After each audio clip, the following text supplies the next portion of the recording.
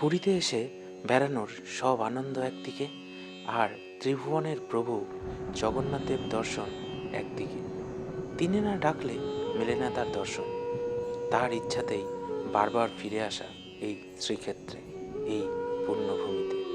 আজকের এই ভিডিওতে আমরা দর্শন করব সেই জগদীশ্বরকে, শ্রী জগন্নাথ দেবকে।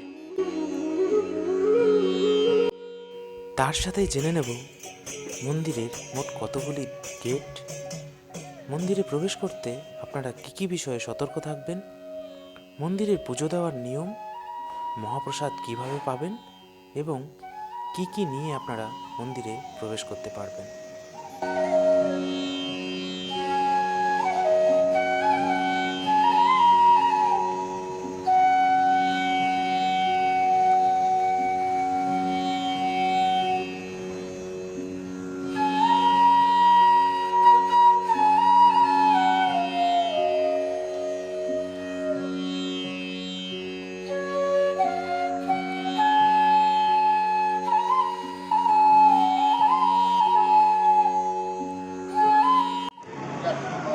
আমরা যে অটো করে এসেছি সেই অটো আমাদেরকে এখানে নামিয়ে দিয়েছে, বুঝতে পারলাম না, কারণ বেশ কয়েকদিন আমরা আছি এবং আগেও এসেছি। উনি ওনার সুবিধার জন্য নামালেন কিনা বুঝতে পারলাম না। এখানে বিভিন্ন রকমের স্ক্যাম চলে প্রতি মুহূর্তে, আপনি কখন সেই স্ক্যামের মধ্যে পড়ে যাবেন। এটা কাছে বলে হয়তো এমন একটা জায়গায় নামিয়ে দেবে যে সেখান থেকে আপনার মন্দিরটা যাওয়াই অসুবিধা হয়ে যাবে। এটা মনে হয়েছিল সেটাই, মানে আবারও একবার ঠকতে হলো। অ্যাকচুয়ালি আমাদেরকে যেখানে অটো যেখানে নামিয়েছে সেটা এই রাস্তা ধরে আসছে, কিন্তু আমরা এতদিন যেখানে আসছিলাম ঠিক এটা মন্দির এবং এই মন্দিরের সামনে রাস্তাটা দিয়ে আসছিল, কিন্তু উনি আমাদের বোঝালেন যে এটা কাছে হবে, মেন রোডে মেন গেটের কাছে উঠবে, কিন্তু ওই দিকটাতে ঢুকলে আমাদের অনেক কাছে হতো। যাই হোক, ঠকে যাওয়ার পরে শিক্ষাটা পেলাম। আপাতত এই যে রাস্তা আপনারা দেখতে পাচ্ছেন, এই রাস্তা এবং ওইটা হচ্ছে মন্দির, ওই যে মন্দির, শ্রী মন্দির। যারা মন্দিরের কাছাকাছি জায়গাতে হোটেল নিয়ে থাকতে চান তারা মন্দিরের আশেপাশে এরকম অনেক হোটেল পেয়ে যাবেন। অনায়াসেই বুকিং করে আপনারা এখানে থাকতে পারেন।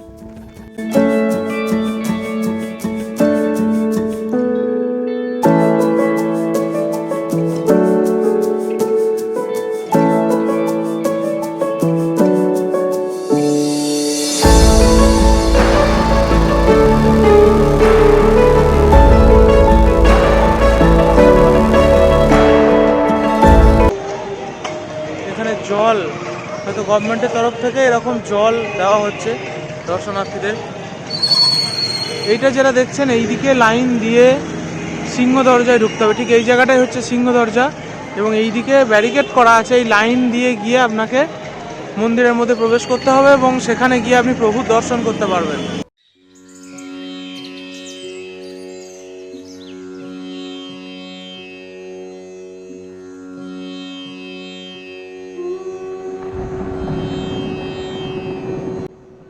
এটা মনে করা হয় যে ভগবান বিষ্ণু স্বয়ং পুরীধামে অবস্থান করেন। হিন্দু ধর্ম মতে মোট 4টি ধামের কথা উল্লেখ আছে।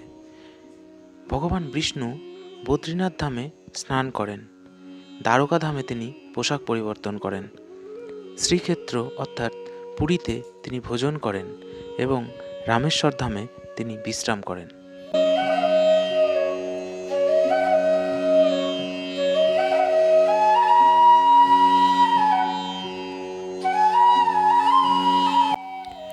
এই মন্দির নিয়ে দুটি ইতিহাস প্রচলিত আছে।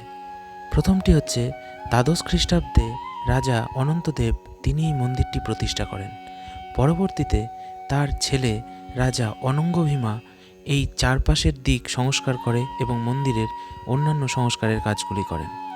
এবং অন্য একটি মত হচ্ছে রাজা ইন্দ্রদুম্ন ও তার স্ত্রী গুন্ডিচা এই মন্দিরটি প্রতিষ্ঠা করেছেন।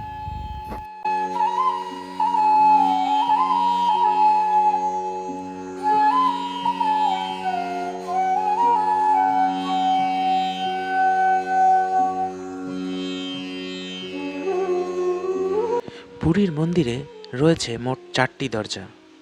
পূর্ব দিকে যে দরজাটি আপনারা এখন দেখতে পাচ্ছেন এই দরজাটিকে বলা হয় সিংহদ্বার। এই দরজার সামনে প্রভু শ্রী জগন্নাথের 2 প্রহরী জয় এবং বিজয় সর্বদা বিরাজমান।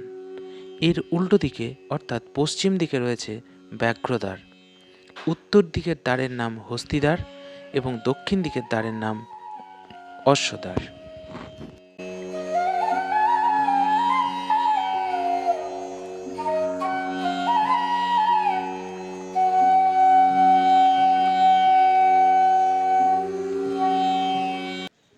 পুরীর মন্দিরের পূর্ব দরজায় অর্থাৎ সিংহদ্বারের সামনে যে স্তম্ভটি দেখা যায়, সেই স্তম্ভটি প্রথমে এখানে ছিল না। এই স্তম্ভটি ছিল কোণারকের সূর্য মন্দিরে। মারাঠারা যখন কোণারক মন্দির আক্রমণ করে তখন এই স্তম্ভটিকে সূর্য মন্দির থেকে নিয়ে এসে এখানে স্থাপন করা হয়।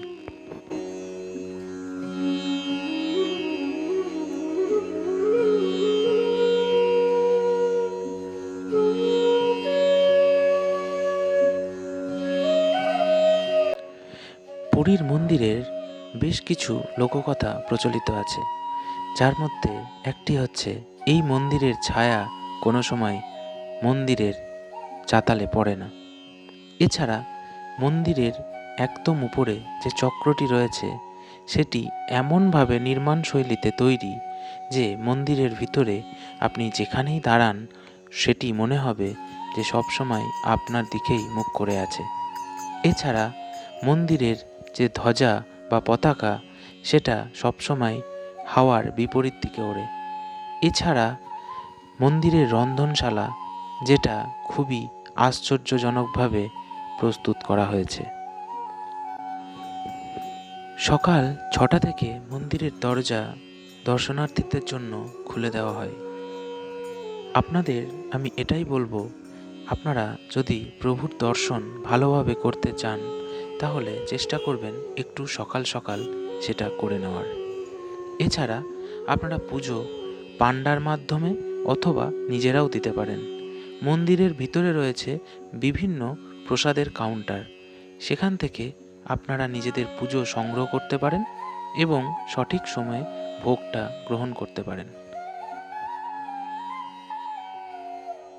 ভিডিওগ্রাফি অ্যালাউ নাই, তাই ওখানকার ভিতরের কিছু দেখানো কোনো কারোর পক্ষেই সম্ভব নয়। তো যাই হোক, আমরা এই গেট দিয়ে প্রবেশ করেছিলাম। আমি আরেকবার দেখিয়ে দিচ্ছি, এই যে লাইন, এখান দিয়ে আপনাদের প্রবেশ করতে হবে। প্রবেশ করে এখান থেকে আপনারা ভিতরে প্রবেশ করতে পারবেন। এই মুহূর্তে মন্দিরে আমাদের 4টি গেট আছে। সেই 4টি গেটের এই মুহূর্তে আপনি যে গেট দিয়ে প্রবেশ করবেন তার উল্টো গেট দিয়ে আপনাকে বেরোতে হবে, বা অন্য কোনো গেট দিয়ে বেরোতে হবে। অর্থাৎ আমি এই গেট দিয়ে যেহেতু আমরা প্রবেশ করেছি, আমাদের বেরোতে হয়েছে এই পশ্চিম গেট দিয়ে। এই গেট দিয়ে বেরিয়ে এইভাবে এসছে। এবং আরও একটা জিনিস বলে রাখি, যাদের ক্ষেত্রে একটু বয়স্ক মানুষরা আসবেন বা একটু যাদের পায়ের সমস্যা আছে তাদের ক্ষেত্রে এখন একটু সমস্যার কারণ গেট যদিও এটা, কিন্তু আপনাকে এইভাবে গিয়ে ঘুরে ঢুকতে হবে এবং বেরোনোর সময়ও ওই দিক থেকে বেরিয়ে এইভাবে ঘুরে এসে এখান থেকে আপনার শু এবং মোবাইলগুলো কালেক্ট করতে হবে। এটা একটা সমস্যা। এটা বলে রাখি, এই দিকে আপনাদের প্রচুর শু স্ট্যান্ড আছে, এরকম শু স্ট্যান্ড আছে। এই শু স্ট্যান্ড বা মোবাইল স্ট্যান্ড যেগুলো যাই বলবেন, এখানে আপনারা মোবাইল এবং শু রেখে টোকেনটা কালেক্ট করে নিয়ে আপনারা ভিতরে প্রবেশ করবেন এবং বেরিয়ে এসে ওনাদেরকে পে করে আপনারা মোবাইলগুলো কালেক্ট করে নেবেন। এটাই হচ্ছে মন্দিরের পুজো দেওয়ার বিষয়।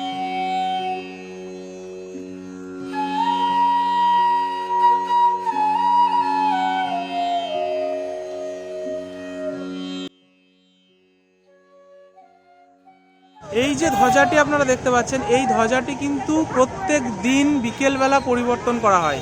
আজকে হলুদ আছে, বিকেলের দিকে এটা পরিবর্তন করা হয়তো লাল বা সাদা কালারের ধ্বজা লাগানো হবে। এটা গেল মন্দিরে ধ্বজা পরিবর্তনের একটি বিষয়। আর এটা হচ্ছে যেখানে স্নান যাত্রা হয়, জগন্নাথদেব যখন আমাদের রথ হয় তার ঠিক 15 দিন আগে যে স্নান যাত্রাটি হয় সেটা ঠিক এই জায়গাটাই হয়। এই স্নান যাত্রা হওয়ার পর জগন্নাথদেবের জ্বর হয় 15 দিন, তাই 15 দিন মন্দির খোলা থাকলেও প্রভু দর্শন করা যায় না। এবং তারপরে যে রথযাত্রা উৎসবটি হয় সেটা কিন্তু এই জায়গাতেই হয়, অর্থাৎ রথগুলো এখানেই তৈরি হয় এবং এখানেই থাকে এবং এই রাস্তাটা ধরেই তার মাসির বাড়ির উদ্দেশ্যে যাত্রা করে। এটাই সেই রাস্তা যে রাস্তা ধরে রথ যায়।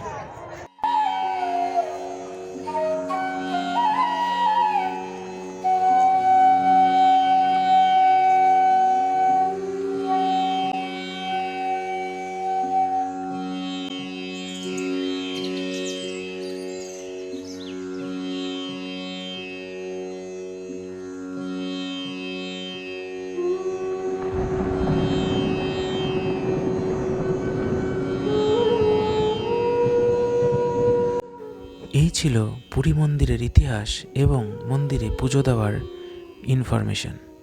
আশা করি ছোট্ট এই ভিডিওটি আপনাদের ভালো লাগবে। যদি ভালো লাগে অথবা কিছু ভুল ত্রুটি চোখে পড়ে তাহলে অবশ্যই কমেন্ট বক্সে জানাবেন এবং চ্যানেলটি সাবস্ক্রাইব করে চ্যানেলের পাশে থাকবেন। আপাতত ট্রাভেল উইথ শান্তশ্রীর তরফ থেকে আপনাদের সকলকে অসংখ্য ধন্যবাদ। সকলে ভালো থাকবেন।